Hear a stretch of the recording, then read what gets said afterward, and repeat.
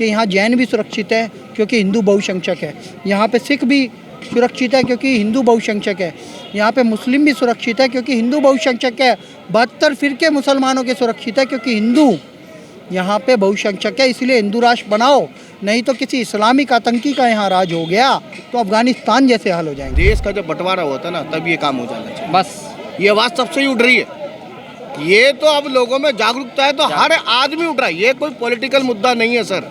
जो ब्रिटेन हमारे यहाँ ईस्ट इंडिया कंपनी के नाम पे आके 100-200 साल राज करके गया है, आज वहाँ का प्रधानमंत्री कोरोना मैनेजमेंट करता है, हिंदू हित की बात करता है, सनातन होने पे गर्व करता है, उसको वहाँ प्रधानमंत्री बना दिया। तो भारत को हिंदू राष्ट्र क्यों नहीं बना सकते?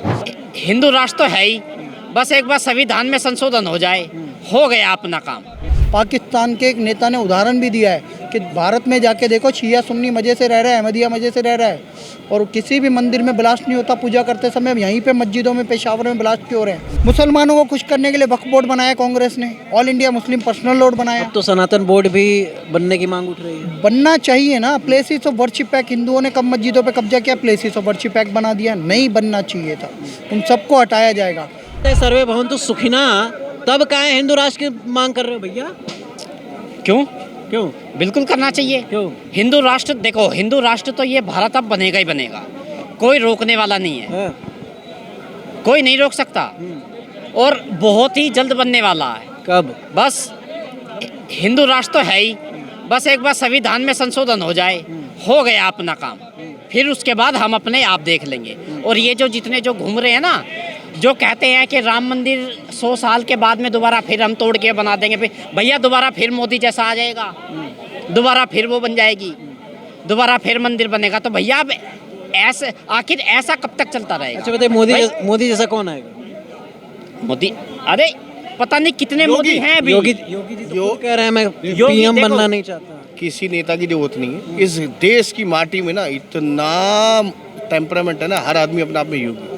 अगर देश के लिए आप जान देने के लिए तैयार हो ना, हर आदमी योगी बन सकता है, हर आदमी मोदी बन सकता है। क्यों? बहुत दो ही नेता है, ये नहीं है दो ही नेता है। जो देश को अपनी जान समर्पित कर दे ऐसा फौजी, जो देश को अपनी आन समर्पित कर दे ऐसा इंसान, जो देश की तरक्की में लगा दे, वो योगी है, वो मोदी है बस। अब एक बात आप बताइए, देश की सरहद पे इतने लोग बैठे हैं, लाखों करोड़ों सिपाही बैठे हुए हैं देश की सरहद पे, बैठे हैं ना अपनी जान हथेली पे लेके भाई साहब। तो ऐसे लोग बहुत हैं।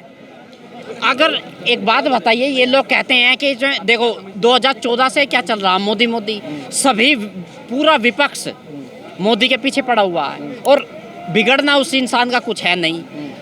अरे मोदी जी वो इंसान हैं जो इस देश के लिए ही जीते हैं भाई साहब।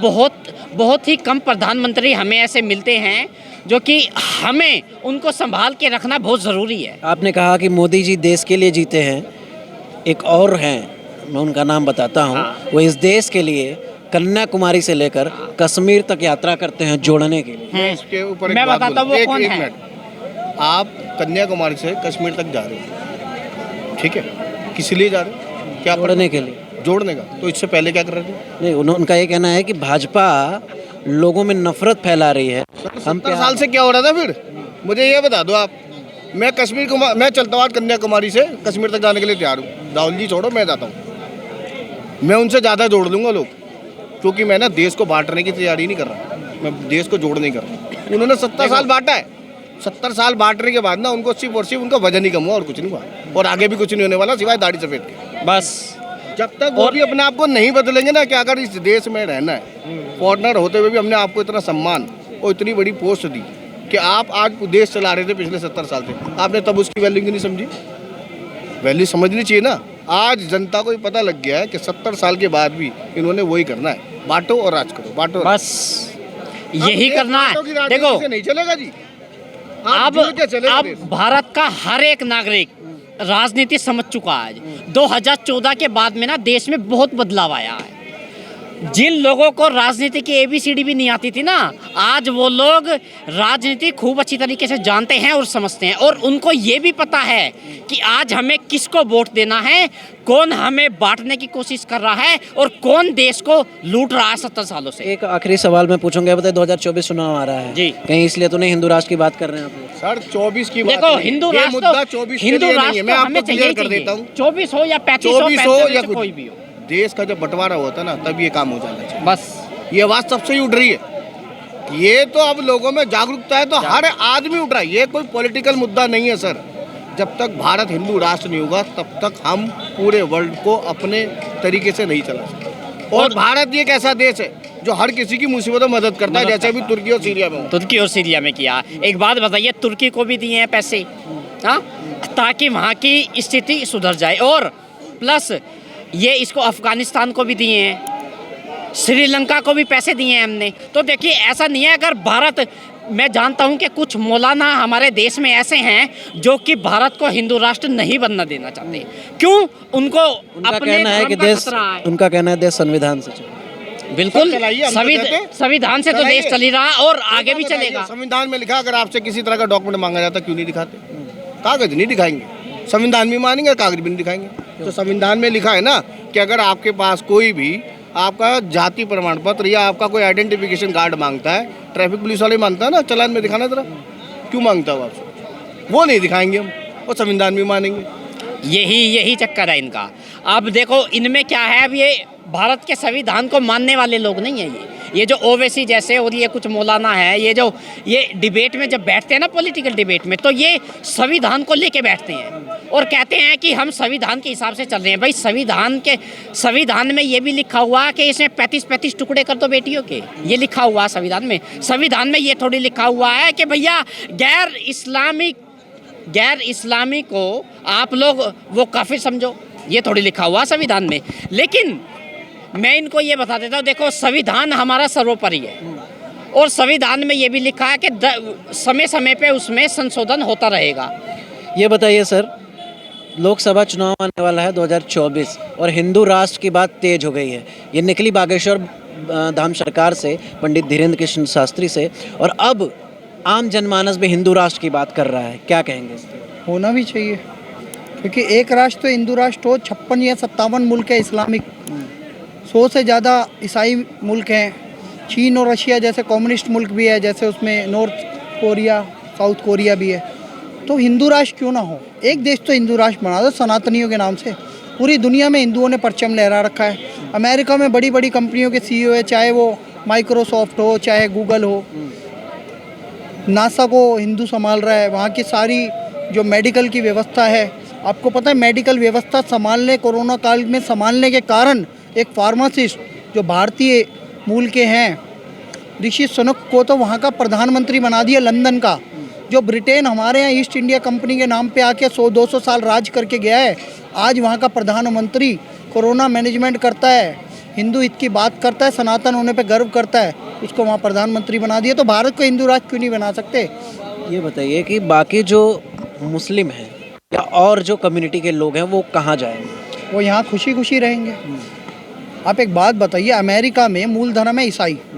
कोई भी राष्ट्रपति बनेगा, वहाँ पे बाइबल की प्रति पे हाथ रख के कहता है कि मैं यहाँ के मुख्य धर्म को मानूंगा और लोगों की, नागरिकों की रक्षा करूँगा। लोकतांत्रिक देश है वो।